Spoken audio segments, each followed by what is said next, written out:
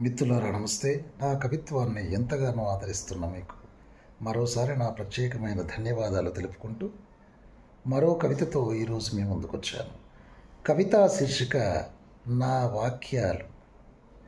నా వాక్యాలు జీ హుజూర్ అంటూ చేతులు కట్టుకోవు, మోచేతి కింద నీళ్లు తాగటానికి ససేమిరా తలవంచవు, ఒకరి కాళ్ల బూట్లను నాకే కుక్కలు కాలేవు.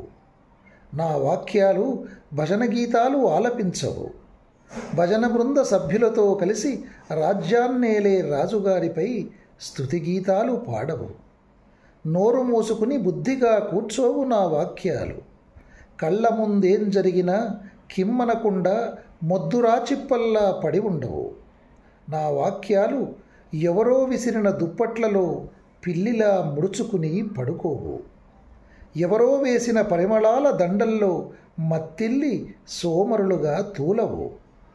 కానీ నా వాక్యాలు చెమట చుక్కలలో స్నానించి ప్రష్టల మంటలుగా ప్రజ్వరిల్లుతాయి, మూగ మనుషులకు నినాదాల గొంతునిస్తాయి, దగాపడుతున్న బతుకులకు కొన్ని ప్రశ్నలను తయారు చేసి ఇస్తాయి, మట్టిని పులుముకుని చైతన్యపు పంటలు పండిస్తాయి, కన్నీళ్లకు దోసిలి పడతాయి, అగ్గిరవ్వలను పుట్టిస్తాయి, నిరంకుశత్వాన్ని పేల్చేస్తాయి. నా వాక్యాలు నిత్యనూతనాలు, నిజాలను కక్కే నిప్పు కణికలు. నా వాక్యాలు పేదల ఇంటి చుట్టూ పెరిగే పూల మొక్కలు, పూల మొక్కల చుట్టూ పహరా కాసే తుపాకులు చేతబూనిన దేశ సరిహద్దు సైనికులు. నా వాక్యాలెవరికీ తలవంచవు, జీ హుజూర్ అంటూ ఎవరి ముందు చేతులు కట్టుకుని నిలబడవు నా వాక్యాలు. మరి ఇదండి నా వాక్యాల సంగతి. అర్థమైందనుకుంటాను.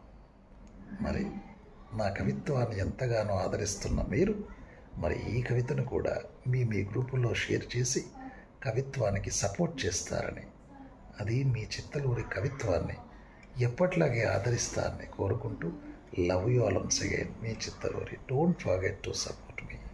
Please support me.